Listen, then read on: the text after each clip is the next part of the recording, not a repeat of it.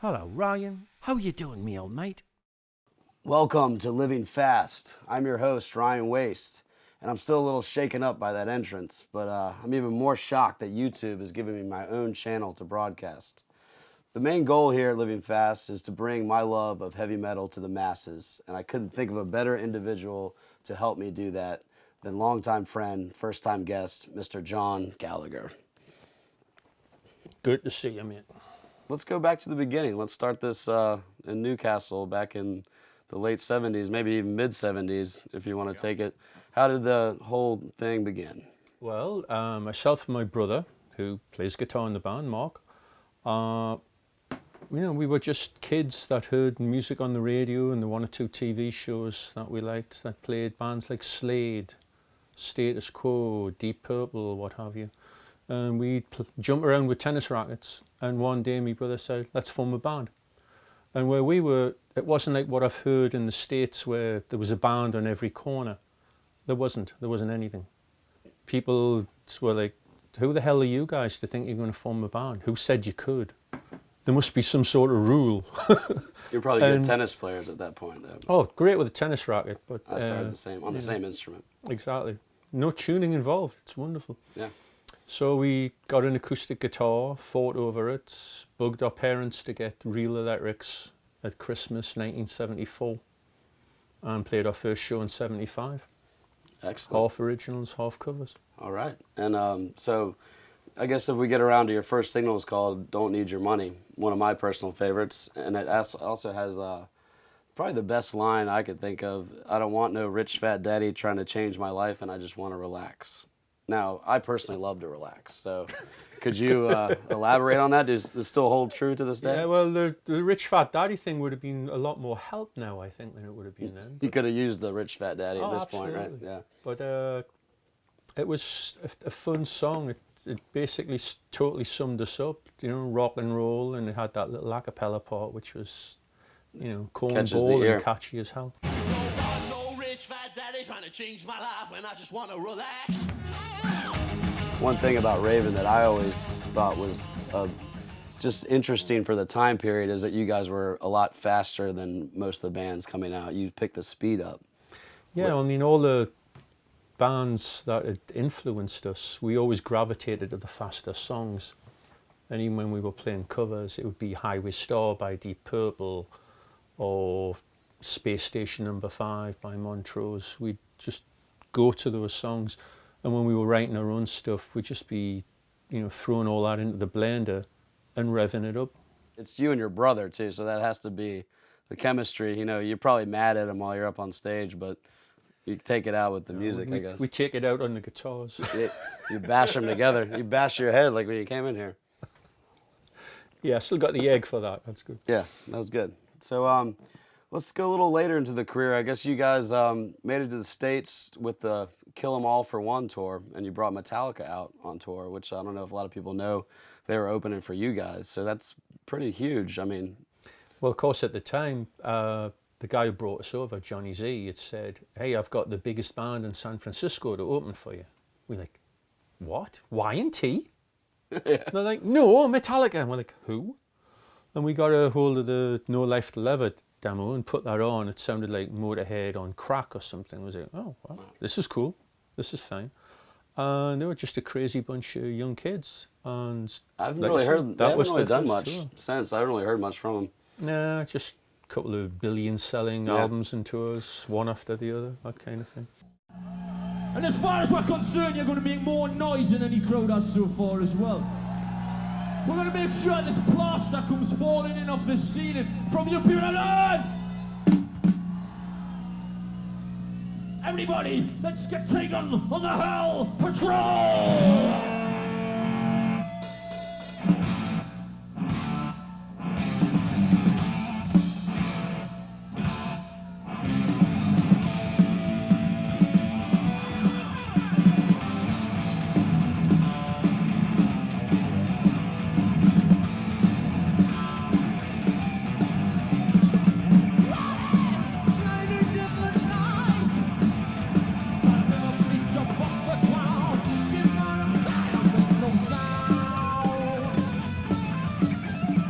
You actually got a chance to tour with one of my all-time favorite bands, Judas Priest, on numerous occasions. Yeah. Please dish some stories. Oh, well, first thing, we did a show with them in Holland, funny enough, on Defenders of the Faith.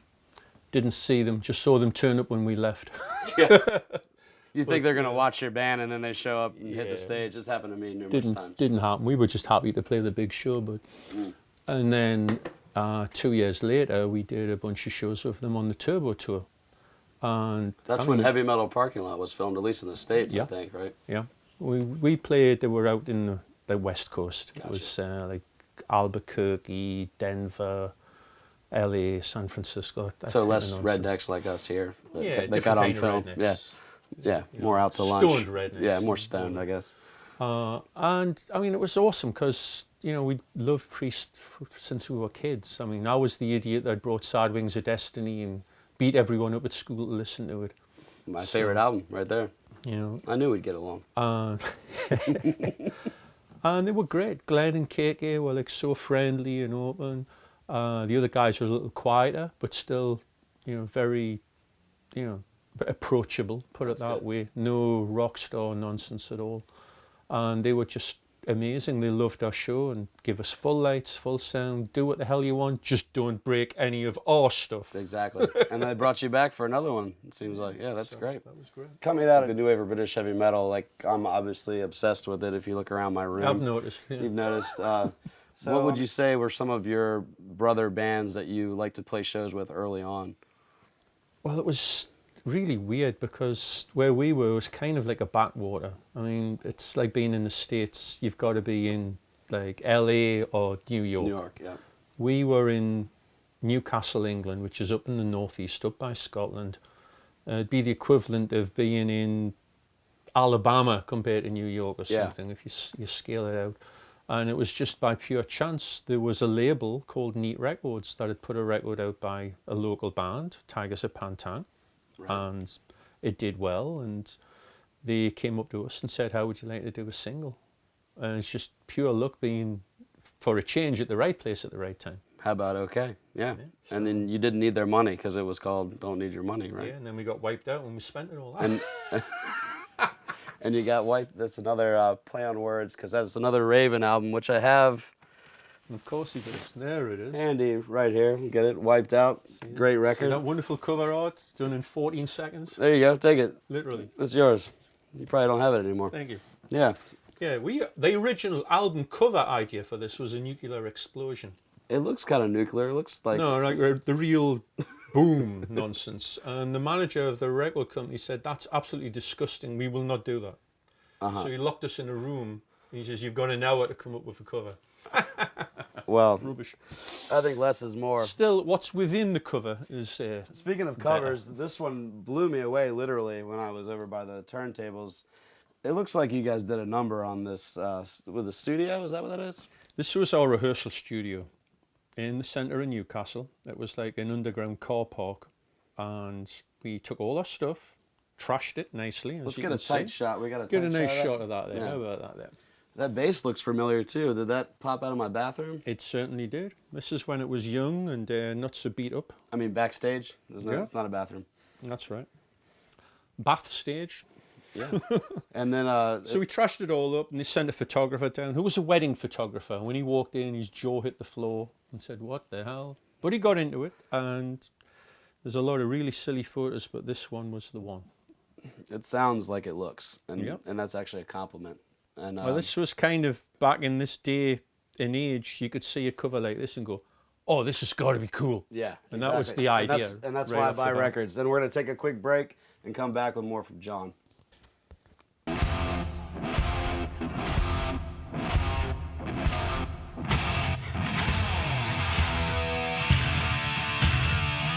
This is live at the Inferno.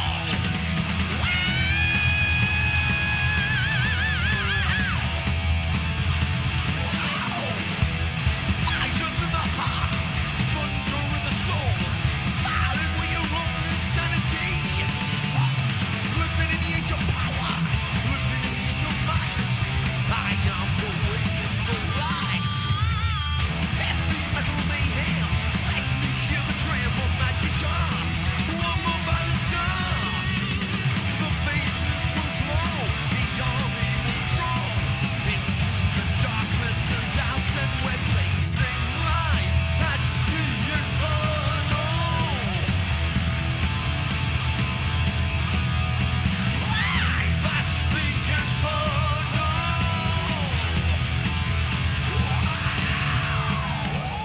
And we're back. So one of the objectives on this show is to talk about vinyl, and I think we should go way back and talk about some of your influences when it comes to records. And I did my homework, and I think I got a few that might have influenced you. We'll see. We'll find out. We're gonna go with Slade, live record, Alive. Hand right over to you, bud. The Grail, Let's talk. the Grail, right here. This is the first record I ever bought. Wow, I think I read that somewhere. Yep. And it's still amazing, incredible. Jimmy Lee, hands down one of the best bass players you'll ever hear. I agree. And Born to Be Wild on this just rips your head off, which of course is why we You wanted to covered. do it Yep. later on. With Udo even. Yep. Look at that. Comments from people like Richie Blackmore. Awesome. So I kept it on a live tip here. We got some Status Quo, another great British band. Yep. We used to take this to parties and force people to play 4,500 times, which is like 25 minutes long, and we'd jump around, play air guitar like idiots. Amazing. I feel like Killer album. I feel like they based Spinal Tap loosely on Quo. You think that? I mean, you know. But this you this might is know. where we learned how to play. That's because they could Because play. the rhythm of these Parfit and what's his name, Francis Rossi, is just so tight, Yes. just unbelievable. They were like the English version of like ZZ Top or something, real boogie. Very band. cool. But we covered what's the song? There's one of this we did. Oh, can't remember the bloody thing. There it is, Big Fat Mama. We copied that on one of our records. Well, I think I got into kind of a live theme because I just started picking out live records. They're my favourite records Yeah, because I figured that. it's like, you know, anyone to a degree, you've got the ability to go back and redo stuff in the studio and make a picture. The man. This is the real deal. Yep, That's the man. Phil in it. I still regret I never saw Thin Lizzy. Never did. I played with the weird version of them, and it wasn't Thin Lizzy. But Well, what are you going to? The big shoes to fill. yeah, and actually these guys played right after him, Oh, and Yeah. I gave them an intro. I said, I think these kids got a couple records out. Go check them out. I don't know if they got the joke or if they were listening, yeah. but These are it was said. These are like, you know, they have a special place in my heart, all these records. They're just unbelievable. And for the record, I do have more albums than live albums. Oh, This yeah. is Oh, the yeah. theme here. Me and my brother roadied for UFO in 1977. You wrote it for them. Yeah, we That I brought the didn't know. gear in just so we could get to see the band for free. It's a good way. Yeah. And that was when Schenker started getting wacky. He says he had better solos than they recorded on that record, but he would say that, I guess. I mean, the guy's mistakes sound better than people that play guitar today. He still kills it. Yeah. In fact, I think he plays better than ever. He's great. Amazing. One of my personal favorite live records. And I know that's why we get along, I think. We both like No, a certain Gary, I think. Yeah, I really was upset I never got to see Gary Thane Yeah. because he died. I saw the tour after this with John Wetton, another monster bass player. Great player. And they were just so unbelievably loud and powerful. And David Byron is just a killer frontman. I can't believe how good that record sounds. Oh, it's just Yeah, I can't believe it. nobody played Hammond organ like Ken Hensley. It's just like monstrous. And we got the great Red Rockers early stuff. People say Raven's a faster Montrose. Yeah, we even got called out on our first single. Someone think said it we was were said. rip-roaring Montrose clones, Yeah, I think which so. was like a badge of honor. That's a greasy record, though. That's- I love that I record. used to have a flexi disc. Yeah. It came in a magazine. Say, this is Montrose, the band who are rocking the nation. It's like, really? And, you know, and we used to play songs off this in the clubs when we were kids, and we did Space Station No. 5 on our last record. Great tune.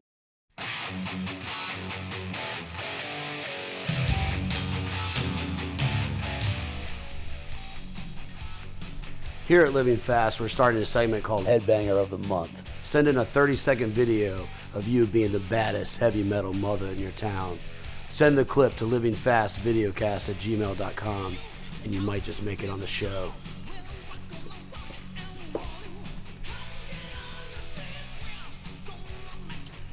Hey pal, why don't you give me the Sire record for free? And while you're at it, give me all that cash in the register.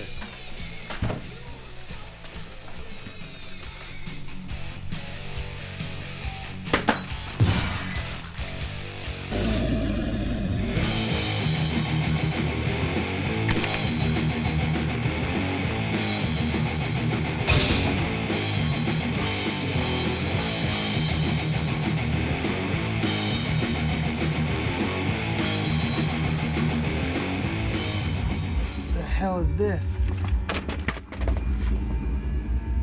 That's more like it. Hey, I'm Dan Neal from Calgary. I'm the headbanger of the month. I'm back, baby, and I got the new wave of British heavy metal encyclopedia in my hands, which I think you didn't even really know existed. Am I right? No, it's staggering in its complexity. That's a thick book right there. What I'd like to do is blindly reach inside and have you read an excerpt from whatever band it is and tell me if you've heard of them. If you haven't, we're reading it no matter what. So let's go. The greatest band on the planet, Raven. No, that's not.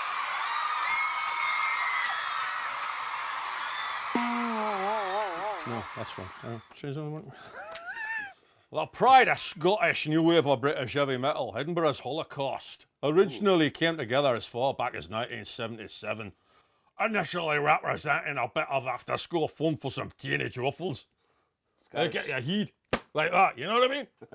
Scottish accent. Very good. I tried. Holocaust, great band, though. So you got a good one. I thought you were going to get like Fine Nothing Thanks is or something. obscure as Or, you think, or unfortunately. Isengard or someone. Isengard, there you go. Yeah, Bunch so of lads that let's, fell out of a let's keep- Tolkien book. Let's keep digging back in time. We got a vintage Kerrang that someone gave me from 1982 that has a little band called Raven in it. I've never seen that in about Bet you 2,000 haven't. years. Let's see if we can find it. Oh, There they are, look at these lads. and my wonderful brother with a face only a mother could love. You guys are good at expressing yourselves, I think. Yeah. Let's why don't you read that little excerpt about that? Following their 23 romp through the country with Bill Topper's Girls' School, And the release of a new album, Wiped Out, given Welchian approval in a recent issue of Kerrang, the Geordie three-piece will soon be embarking on a short headlining tour of Belgium, Holland and Germany. Looking somewhat further afield, the band have also recorded a 4-track EP, 12-inch EP for US release only. It features 3 numbers, Crash Bang Wallop, Rock Hard and Run Them Down, as well as Firepower from the current LP, and maybe supported with a few stateside gigs. Oh, wow. Interesting. It's funny that they mentioned Girl School tour because you guys just did one with We Girl just School. toured again with Girls' You School. can't This plan time, stuff like they that. opened for us. And I it have was to great. say, Kim McAuliffe still got it. Still kicking it up there. Looking good. Looking good, definitely. All them guys are looking good. And They're still girls, though. kicking ass. Guys, Guys, girls. They girls, act like guys right whatever. after the show. Guys, they're all great. Yeah. I think they got a promising career ahead of them, Girl School. Something like that. These are great. Probably in boxing after what we saw on the tour bus. Can you give us an inside of a night with Girl School? They like to sing Lionel Richie songs with the epithet Mother F at the end of every word, which is great. Mother, when you talk about this F, what is this F? Once, twice, 3 times a motherfucker. Stuff like that. Very stand-up girls. Very drunk. Yeah. There you go.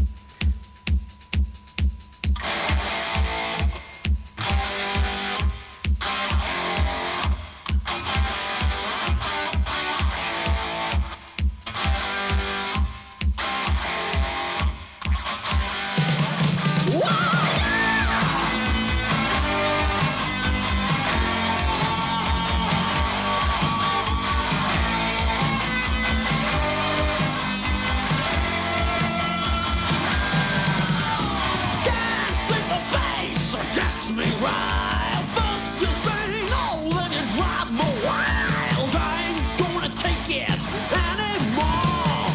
Both the windows, lock your door. You're gonna see what I've got in store. You're gonna get what's coming to you right now.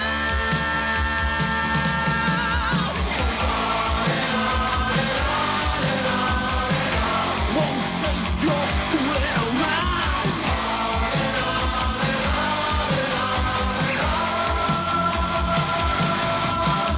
Time after time, I've called for you. You're far too busy, are you feeling blue? I ain't gonna take it anymore. Your old lady can fly a kite. Your dad won't put up much of a fight. The contest begun. You, me,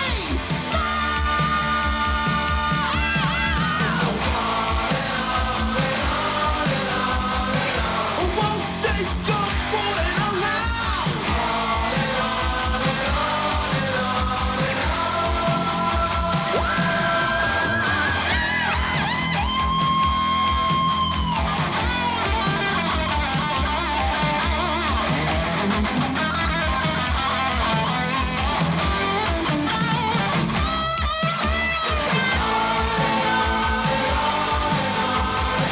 I won't take your fooling around.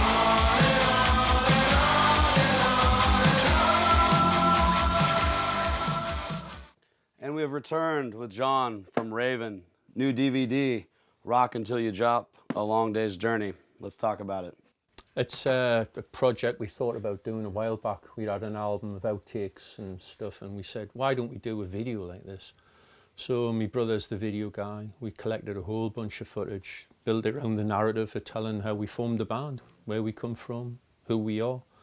And it's 2-disc sets, and it's just chock full of crazy live stuff, Looks studio like there's some stuff. special guests maybe on the back, like some it says on celebrities. there, Dee Snider, Lars Ulrich, Dave Elfson, Chuck Billy, whole bunch of our peers and what have you. Raving about Raven. Yeah, Excellent. and it came out great. And Cool. It's out now, kids. Go get it. Check it out. What do you guys got coming up in the near future? We are next week going off to the 70,000 Tons of Metal cruise. That's a metal cruise for everyone out there. Harry me hearties. To get out on the cruise, be rocking on that with Overkill, Obituary. I think DRI's on that. DRI. Friends, yeah. good friends, and Yeah. Bonfire from Germany. Used to Bonfire be from Kakumen, Germany.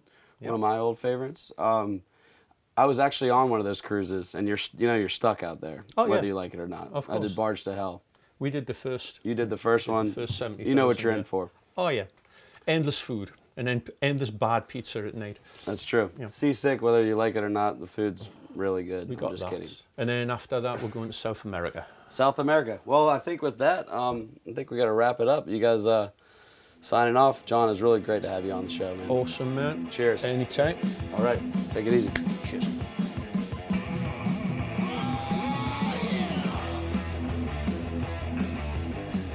Since we had John from Raven on the show, I thought it would be fun to go into some of my favorite records of the new album era. Start with Quartz. This record was produced by Tony Iommi of Black Sabbath, featuring Jeff Nichols on guitar, who actually went on to be in Sabbath later in the Dio era.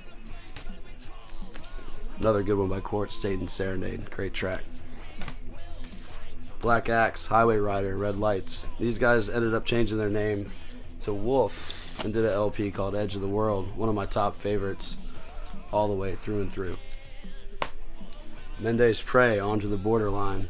Mark Sutcliffe of Mendes Prey also played in Trespass, and I got the pleasure to meet him backstage at Keep It True. Very cool guy. Try to check these records out. Good luck finding the Mendes Prey. Something for the speed freaks. Blood Money, Red Raw and Bleeding. This record is a speed killer. One of the songs is abbreviated NZFEDK. Email me and I'll tell you what it means. And finally, Titan, Rough Justice. This record is a powerhouse, featuring Kev Skids from Angel Witch and Cal Swan on vocals. Cal actually went on to do a band called Lion, you may be familiar with, the Transformers theme song, and Friday the 13th Part 4, where Crispin Glover does his weird dance. That's a Lion track. Don't ask me to stay. Don't think you got it made, no. This record smokes. I'll take you, cold bitch. This episode of Living Fast is brought to you by Iron Fist Magazine. I actually read this magazine and it crushes all the competition. If you don't have a subscription, you can go to ironfistmag.com and sign right up. Okay. That felt good, right? Action.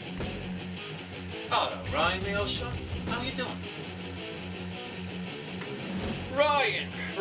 Ryan, what's going on, man? Hello there, Ryan. What's happening? You may wonder why I've turned up here today, sir, but I'm here to turn off your electricity. Good evening and welcome. I'm not wearing any pants. I like the Hello Ryan like the original one. Hello, Ryan, me old mate. How you doing? This shirt has seconds to live. Stay hard, right? We'll have this real tough guy, right? With a metal, ripping the skin off, you see the metal underneath. And our manager That says, could backfire, let's that have idea." the hands, let's have girls. So of course, everybody thought it was something else. And we're like, what do you mean? Totally naive. The pack of hairdressers are back.